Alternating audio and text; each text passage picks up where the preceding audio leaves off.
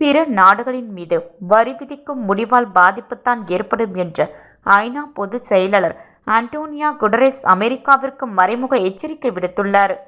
அமெரிக்க அதிபர் இரண்டாவது முறையாக பொறுப்பேற்றது முதல் ட்ரம்ப் பல்வேறு அதிரடியான நடவடிக்கையை மேற்கொண்டு வருகிறார். குறிப்பாக சட்டவிரோத குடியேறிகளை தடுக்க தவறியதற்காகவும் போதைப்பொருள் கடத்தலை கட்டாயப்படுத்துவதற்காகவும் மெக்சிகோ கனடா மீது தலா 25% வரிகளையும் சீனா மீது 10% வரியையும் விதித்தார்.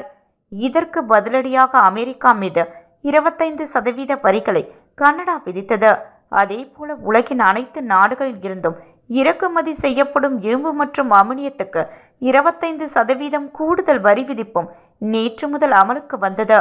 அதிபர் டிரம்பின் இந்த முடிவால் அதிகம் பாதிக்கப்படும் நாடுகளாக கனடாவும் மெக்சிகோவும் தான் உள்ளன. காரணம், அமெரிக்க இரும்பு இறக்குமதியில் கனடா 79%, அமெரிக்க அலுமினிய இறக்குமதியில் மெக்சிகோவும் தான் அதிக பங்கு வகிக்கின்றன.